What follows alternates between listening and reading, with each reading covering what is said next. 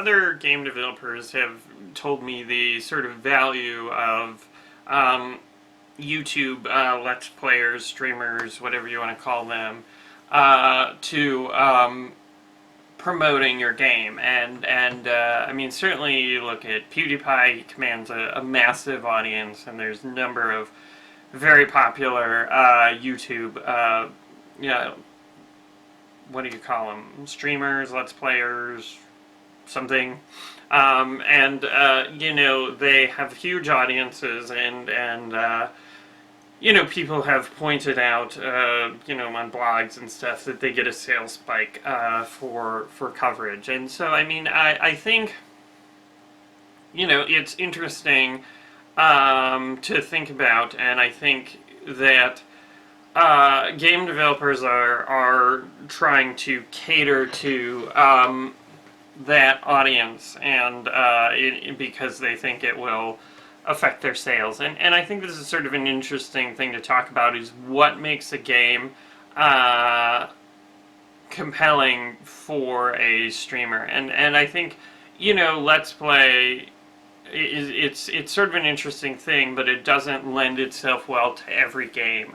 So one of the we got a bunch of like sort of review-ish Let's Play sort of things for Retrograde, and I think probably the most popular one was, you know, Total Biscuit WTF is Retrograde, and I'm not sure if it corresponded with a sales spike. I mean, certainly our sales for Retrograde were pretty low in general, but you know, I think Retrograde is a game that it does not do well for Let's Play. I mean, it's pretty looking, but you don't really understand what's going on, what the game is about, very easily from a Let's Play. I mean, you do if there's a lot of explanation, but, you know, I think you sort of have to get it in your hands and play it and feel it click, and then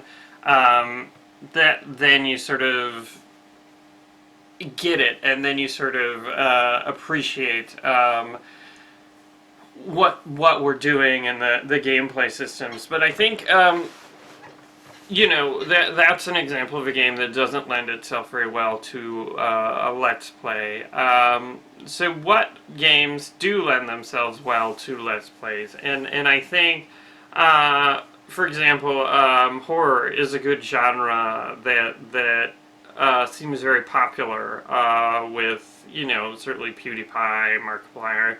I think people like horror games because I think it's sort of about the reaction. You can get really cool reactions out of people, and that's entertaining.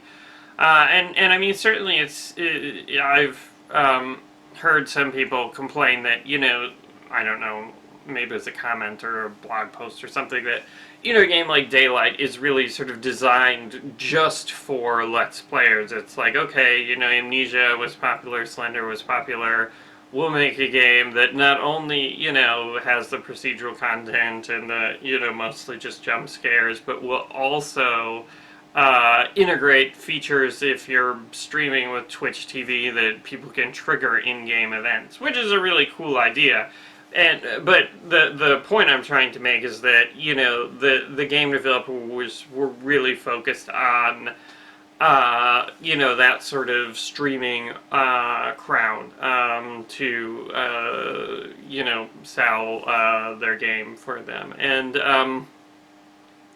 I mean, I don't know, personally I think Daylight had flaws, but I think it does have, you know, some things going for it. So I guess, sort of as a case study, let's look at Neverending Nightmares. So Neverending Nightmares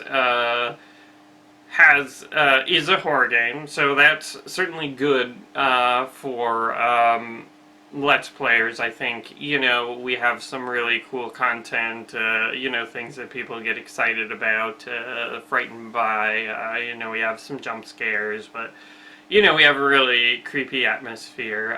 So I think that's something we have going for it. I think it looks unique, which I don't know. Maybe that counts for Let's Players. I mean, certainly, I I don't know. Yeah, I would I would think maybe that helps. Oh, this looks different. Let's click and see what this is about. Whereas, I mean, if it's just like, oh, here's another dark 3D first person something something, maybe it wouldn't seem as interesting. I don't know. But I think procedural content is a big thing for Let's Players, and something that we don't really capitalize on. And I think the advantage of procedural content is then people can make a million videos of the same game and they're all different. And so another thing would be like a competitive game, or something with lots of options and maps and AI bots or something. I don't know. I mean, I imagine you could do like a first-person deathmatch with bots and maybe make interesting streams. I don't know. I guess maybe. I don't know. But I think, something like Minecraft has been amazingly popular with streamers because, again, it's a sandbox. It gives you so much room for procedural content. You can create whatever you want, so you can have completely different experiences than other people playing it.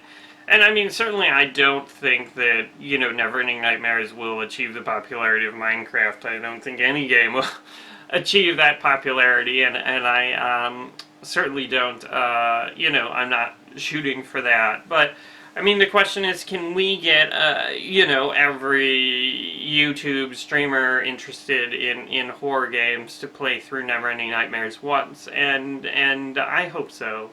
And I think, possibly the sort of short form of Neverending Nightmares and the branches and stuff, hopefully will make it sort of attractive to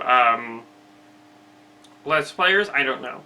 I mean, I guess it's hard to say whether, people like really long Let's Plays or I know like PewDiePie will speed up sections of his Let's Plays, and I mean, I'm not sure if he were to play, the full Neverending Nightmares, if he'd need to speed anything up, or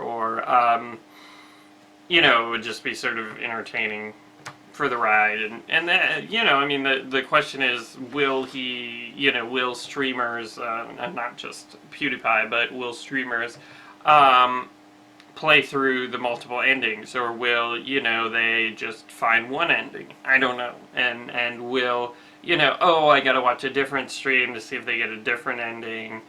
Will that be helpful? I don't know. I mean, there's a lot of I don't knows, and I think the reason is it's just a very strange and new time for game developers and game development, and I mean, like Google is purchasing Twitch for $1 billion or something, and maybe that's a good thing, but maybe they'll like do their content ID thing, and I know there was a lot of problems with Let's Players when they first did the content ID matching, because I mean, like, technically I think we reserve the right to, or we have the right to say, no, you can't put video of Neverending Nightmares on YouTube, and I think Nintendo is like, sure, you can do it, but we'll just take a cut of your advertising revenue. And I think Phil Fish was very vehemently against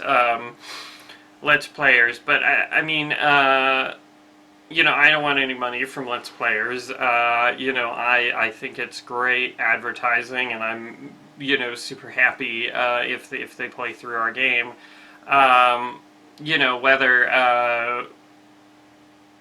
Whether I would pay a Let's Player person to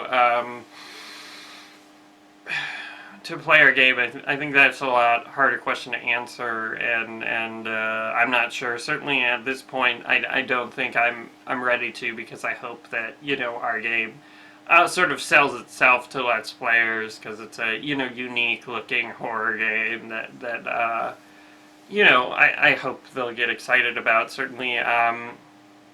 you know, PewDiePie enjoyed the demo, Markiplier enjoyed the demo, Dodger and Jesse Cox said they super enjoyed it at PAX, and so I mean, you know, fingers crossed we'll get a lot of interest from that, because I think it's definitely important these days, and I think it's difficult to market a game that I think has limited appeal, because I think this is where people are discovering games, and if people can't discover your games, you know, watching their favorite YouTubers, then I think you're doing yourself a disservice. But then again, it's also going to be a challenge to get all of the YouTubers who maybe are interested in the game to check it out, because I imagine they get hundreds of requests every day to check out their game. So I guess I'll have to keep my fingers crossed, and when we start giving out demos, everyone can tweet to their favorite streamers to check out the game. Anyway, thanks for watching.